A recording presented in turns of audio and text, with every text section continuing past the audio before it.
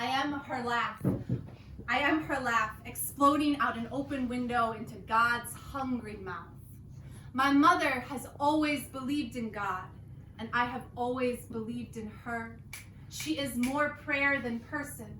Her voice, the only sound in this world I crave, and I ask her if God learned everything he knows from his mother too.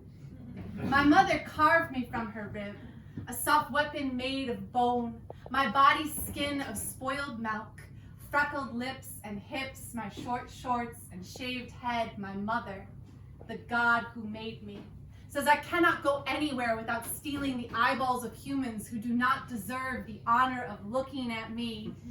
And we laugh, we women as tall as redwoods, no pierced ears or lipstick to hide us. And I ask her, if every human on this planet came from inside of a woman, why would we ever believe God was a man? But we both know no godmother would allow this world to exist. So like all the mothers before me, she's taught me how to live in a world full of men. My mother tells me that when she was at university, there was a series of campus rapes. And when walking home at night, she would wear a men's jacket and raise the hood, so she might be mistaken for a man, so she might survive what it is to be a woman. And I ask her, if one woman survives, does another cry out in the dark? Once, I stood on a street corner in Denver, Delhi, Detroit, and a man licked the length of my legs with his eyeballs. Once, a man asked me to smile, and when I didn't, he called me a cunt.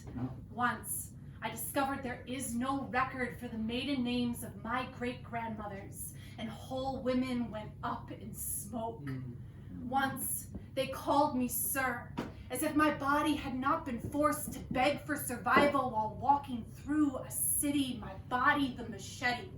My body, the miracle my mother gave me. My body praying to some unseen God, but my mother was the only one to ever pray back. My mother, the moon I howled to in the dark. She taught me to slit their throats with my tongue, to rip out their teeth and remind them of the ghost women I come from, but I am always a godmother, never a god. So like all the women before me who birthed a man only to have him strangle their daughters in the dark, I pray to myself.